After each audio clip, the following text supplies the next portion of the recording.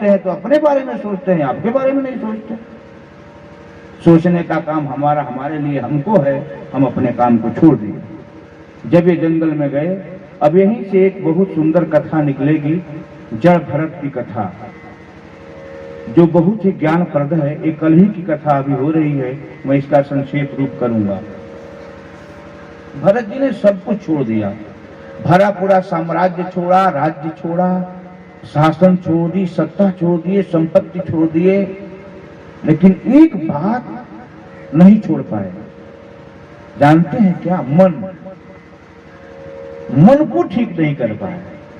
अपने तन को ठीक कर लिए, मन को ठीक नहीं कर पाए। आश्रम बनाए गंडकी नदी के तट पर। गंडकी नदी आप लोग देख रहे हैं, गंडकी नदी जिसमें आज भी शालिग्राम भगवान मिलते हैं, वो बिहार से गुजर करके नेपाल तक जाती है। गंडक नदी, ये जो शालिग्राम भगवान हैं आज भी वहां मिलते हैं, इसलिए वो साक्षात भगवान नारायण का घर है। तो भरत जी सोचे चलो नारायण के घर में ही चलते हैं, वहीं तपस्या करेंगे। वहां गए। भगवान ने भी सोचा कि तपस्या करने के लिए आया है तो इसका सहयोग करना चाहिए। एक इसके पास कमी रह गई है, मन इसका ठीक नहीं हुआ है। आप कहीं भी जाइए, मन आपका नहीं सुधरा तो समझिए कुछ सुधरने वाला नहीं है।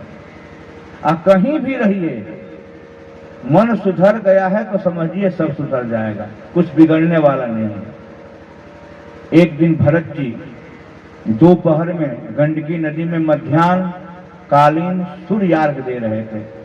हम जितने लोग बैठे हैं, हमें नहीं लगता है कि हम लोग संध्या भी सभी लोग करते हैं। 3 काल की संध्या को छोड़िए, एक काल भी संध्या ब्राह्मण क्षत्रिय वैश्य इस समय नहीं कर रहे हैं। 3 काल की तो बात छोड़ दीजिए, तब राजा महाराजा लोग भी कालत्रय संध्या करते थे, त्रिकाल संध्या करते थे। संध्या हम द्विजातियों की सबसे बड़ी शक्ति है, सबसे बड़ी शक्ति। एक दृष्टांत मैं आपको बताता। एक बार विश्वामित्र जी और एक गर्भवती हिरणी पानी पी रही थी। उसको महसूस हुआ कि शायद सिंह ने मेरे ऊपर आक्रमण कर लिया। खुद को बचाने के लिए वो छलांग लगाई, और जब ही छलांग लगाई उसके पेट से उसका बच्चा बाहर आ गया। वो सद्य प्रसूत नवजात शिशु कलकल छलछल निनाद करती हुई उस भगवती भास्वती गंडकी के धारा में बहने लगा। शिशु को धारा में डूबते उतराते बहते हुए देख करके भरत जी के मन में बड़ी दया आ गई। देखो, दया न करे तो साधु कसाई, और दया करे तो आफत आई। समझ रहे हैं इसका मतलब? जो साधु दया नहीं करता उसे लोग कहते हैं कि ये साधु है कि कसाई है। असाधु अगर दया कर दिया तो उस पर विपत्ति जरूर आएगी। लेकिन साधु भी बड़े विचित्र हैं, दया तो करेंगे ही, विपत्ति भले ही आ जाए। जब ही इनके मन में दया आई, लेकिन दया में थोड़ी सी खोट थी, थोड़ी सी कमी थी। खोट क्या थी? इन्होंने दया करता खुद को मान लिया। इनके मन में भाव आया कि यदि मैं इस शिशु को, इस बालक को, इस मृग शावक को डूबते हुए इस बच्चे को पानी से नहीं निकालूंगा तो ये मर जाएगा। यही सबसे बड़ी खोट है मानव, मरने से बचाना और जीने वाले को मारना, ये दोनों मनुष्य के हाथ में नहीं है। इसलिए किसी को बचा लिए तो ये मत मानो कि हम बचाए हैं, नारायण ने बचाया है, तुमको माध्यम बनाया है। व्यक्ति को माध्यम बनना चाहिए, खुद को कर्ता नहीं मानना चाहिए। ज्यों ही हम कर्ता मानेंगे, समझो उसके सुख और दुख का भोग हमें करना पड़ेगा। अर्जुन को यही चिंता थी ना। अर्जुन ने क्या कहा? पितामह को, गुरु द्रोणाचार्य को, कुल गुरु कृपाचार्य को मैं मारूंगा तो मुझे पाप लगेगा। एक कौरव मेरे ही बंधु बांधव हैं, इनका वध करूंगा तो कुल वध का दोष लगेगा। भगवान मुस्कुरा कर कहे कि जब तू मारेगा तब ना, तू मारो ही मत। तो बोले कि मैं युद्ध करूंगा, बाण चलाऊंगा, मेरे बाण से ये लोग मरेंगे, तो मैं कैसे बच सकता हूं उस पाप से। बोले तुम पाप ही मत करो, तुम मत मारो, मां मनुस्मर युद्धित, तुम मेरा स्मरण करो और मेरी आज्ञा का पालन करो। और मेरी आज्ञा है कि धर्म और अधर्म के संबंध में जब युद्ध हो तो क्षत्रिय को, सामने वाले को जो अधर्म के पक्ष में हो, यह नहीं देखना है कि मेरे कौन लगते हैं। एक ही संबंध होता है धर्म का और अधर्म का, जो अधर्म के पक्ष में है सब अधर्मी हैं। इसलिए उनके लिए सोचने की बात नहीं है। संबंध स्थापित मत करो, संबंध स्थापित करोगे तो संबंधी बन जाओगे, और संबंधी बनोगे तो मारने का दोष लगेगा। संबंधी मत रखो, वो पापात्मा है इसलिए कि पापी के पक्ष में। मां मनुष्य युद्ध। संसार में मनुष्य को जीने के लिए जो गीता में ज्ञान है, ये सारा का सारा ज्ञान इसमें भरा पड़ा है। इस प्रसंग में कभी भी नहीं सोचना है कि हम कर रहे हैं। भरत जी यही चूक गए। भरत जी के मन में आया कि इस बच्चे को मैं नहीं निकालूंगा पानी से तो ये मर जाएगा। उस बच्चे को तो निकाले, परंतु माया उनको पकड़ ली। केवल इसलिए पकड़ ली कि वो बचाने वाले बन गए।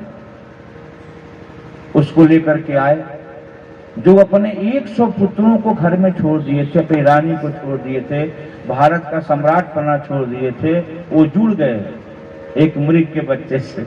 आश्चर्य देखो, वो मृग के बच्चे से जुड़ गए।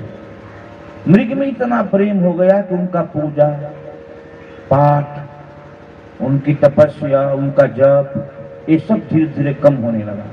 मृग का बच्चा भी उनसे बड़ा प्रेम करता था, खुदक खुदक करके आता था, गोद में बैठ जाता था, हाथ में घास लेकर के खिलाते थे, खा लेता था। ये जब सोते थे तो इनके बगल में ही सो जाता था।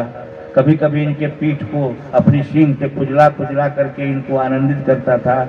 एक दिन वह मृग शावक आश्रम से दूर चला गया। भरत को बड़ी चिंता हुई। ये सोचते सोचते, काश अभी तो बड़ा ही बच्चा था, कोई जंगली जानवर नहीं खा लिया, हिरणियों के पीछे तो नहीं चला गया। ये सोचते रहे। इसी समय में इनकी आयु खत्म हो गई। और जब मरे, यमपुरी में गए, हिसाब किताब हुआ तो पता चला कि इनके खाते में अगला जन्म मृग के योनि का जन्म है। राजा मरा तो मृग बन गया। अंत समय में, मरते समय में जो व्यक्ति जिसका ध्यान करता है, अगला जन्म उसका वही हो जाता है। उधर वो मृग जो है, जब आश्रम छोड़ दिया, कुछ दिनों के बाद जब आश्रम में आया तो महात्मा को नहीं देखा, तो महात्मा के शोक में प्राण त्याग दिया। जब वो मरा तो राजा हो गया। ध्यान दीजिए, सम्राट दुनिया का मृग का ध्यान करते करते मरा तो मृग हो गया, और वो मृग उस सम्राट का ध्यान करते करते मरा तो राजा बन गया। उनका नाम रघुगण हुआ मृग का, और ये मृग बन गए। परंतु ये जाति स्मर थे। जाति स्मर मतलब जो व्यक्ति जन्म लिया है उसको अगले जन्म की बात याद है। कई एक जन्म की बात याद होती है जाति स्मरों को। उसी नदी के तट पर जन्म लिए थे। सूखी घास पत्ते को खा करके, नदी का पानी पी करके कुछ ही दिनों में अपने प्राण छोड़ दिए। एक ब्राह्मण के घर में जन्म लिए, तब भी जाति स्मर थे। तब भी उनको याद था कि मैं राजा था, राजा के बाद मृग बना, ब्राह्मण बना हूं। ये जो ब्राह्मण के बच्चे हैं ना, जो क्षत्रिय के बच्चे हैं, वैश्य के कुल में जन्म लेते हैं, इनके जनेऊ संस्कार का नियम है। गर्भात पंचमे षष्ठे वा वर्षे ब्राह्मणम उपनयित। 5 वर्ष अथवा 6 वर्ष के ब्राह्मण बालक को जनेऊ दे देना चाहिए। गर्भात सप्तमे अष्टमे वा वर्षे क्षत्रियम उपनयित। 7 अथवा 8 वर्ष की उम्र में क्षत्रिय बालक को जनेऊ दे देना चाहिए। गर्भाद एकादशे द्वादशे वा वर्षे वैश्यम उपनयित। 11 अथवा 12 वर्ष के उम्र में वैश्य लोगों को भी अपने बेटे को जनेऊ दे देना चाहिए। जो लोग 5वें और 6वें वर्ष में ब्राह्मण बालक को जनेऊ दिला देते हैं, वह ब्राह्मण निश्चित रूप से ब्रह्म वर्चस्वी होता है, वेदज्ञ होता है और दुनिया को ज्ञान का मार्ग प्रशस्त कर देता है। जो 7वें और 8वें वर्ष में क्षत्रिय अपने बेटे को जनेऊ दे देते हैं, वह महान बलशाली शक्तिशाली होकर के शासन व्यवस्था संभाल लेता है। जो 11वें और 12वें वर्ष में वैश्य लोग अपने बेटे को जनेऊ देते हैं, वह अपने कर्म से अकूत संपत्ति कमा करके धन से धर्म करता है, परंतु ये परंपरा अब नष्ट होती जाती है। ब्राह्मण कुल में जन्म लिए थे, इसलिए इनको 5वें वर्ष में जनेऊ हो गया। इनके पिताजी सोचे कि चलो दुर्गा सप्तशती का पाठ पढ़ा देते हैं, कुछ रुद्राष्टाध्यायी पढ़ा देंगे, तो परिणाम होगा कि मेरा बेटा बड़ा पंडित हो जाएगा, जजमानों का काम देखेगा, काफी पैसा कमाएगा। ये तो राजा थे, इनको तो याद था। पिताजी 6 महीने तक गायत्री याद कराते कराते थक गए, इनको गायत्री मंत्र याद नहीं हुआ। ऐसी बात नहीं थी, चारों वेदों का मंत्र इनको याद है, परंतु पिता के सामने एकदम मूक बधिर पागल की तरह पड़े हैं, याद करके सुनाए नहीं। पिता माता शोक में मर गए, भाई और भाभीियों ने घर से मार करके निकाल दिया। अब ये निश्चिंत हो गए, अब ये सोचने लगे अब मेरे कल्याण की बात होगी, अब मेरा कल्याण हो जाएगा, क्योंकि मैं घर के बंधन से मुक्त हो गया, अब किसी से मेरा कोई संबंध नहीं है। ये अपने इंद्रियों को वश में किए, अपने मन को विषयों से दूर ले गए, 5 कर्मेंद्रियों और 5 ज्ञानेंद्रियों पर उन्हें आधिपत्य स्थापित किया। अपनी भूल सुधार रहे हैं, अब अपनी वो भूल सुधार रहे हैं जो भरत के शरीर में गंडकी नदी के तट पर आकर के मरीच की माया में फंस गए थे। अपनी भूल सुधार रहे हैं और घर से निकल रहे हैं भगवान का नाम लेते हुए कि प्रभु आपकी बड़ी कृपा है कि जल्दी ही माता पिता को आपने बुला लिया, अब भाई और भाभीियों ने घर से मार करके मुझे भगा दिया, अब तो जहां भी देख रहा हूं आप ही हैं, अब मेरे ऊपर आप कृपा करें। आइए देख कि लोग आपके दुश्मन बनते हों तो समझना चाहिए कि भगवान की बहुत बड़ी कृपा हो रही है। इसका उदाहरण भी बताया गया था कि ध्रुव जी को, प्रहलाद जी को, सुग्रीव जी को और विभीषण जी को सबसे अधिक पीड़ा उनके अपनों ने दी थी। जब अपनों से पीड़ा मिलती है तो वो पीड़ा इतनी बड़ी हो जाती है कि वो दुनिया में किसी दूसरे से मिटाई नहीं मिटती है, तब भगवान खुद आकर के मिटाते हैं। इसका मतलब जानते हैं, अध्यात्म की पराकाष्ठा है। अन्यों से, बाहर वालों से दुख मिलता है तो घर वाले दुख मिटा देते हैं। देखिए, जब घर वाले दुख मिटा ही देंगे तो भगवान को आने की क्या आवश्यकता है। लेकिन जब घर वाले पीड़ा देते हैं तब उसकी पीड़ा नहीं मिटती है। उस पीड़ा से जब वो कराहता है तब भगवान जो कि उसकी हृदय में ही बैठे होते हैं तो उनको दया लगती है और पीड़ा को मिटाने के लिए उसके पास चले जाते हैं। यही इसमें राज है, घर वालों की पीड़ा। तो भरत जी को भी तो घर वालों ने ही पीड़ा दी है। अभी जहां देख रहे हैं वहां केवल नारायण ही दिखाई दे रहे हैं। श्रीमद् वाल्मीकि रामायण में एक प्रसंग आता है। शूर्पणखा की नाक जब कट गई, रावण को जब पता चला कि राम और लक्ष्मण नाम के 2 वनवासी जंगल में आए हैं, उनके साथ एक बहुत ही सुंदर स्त्री है, और शूर्पणखा ने सम्मति दी कि दोनों वनवासियों को आश्रम से दूर करके आप चाहो तो उस स्त्री को अपना एक महिषी का पद दे सकते हो।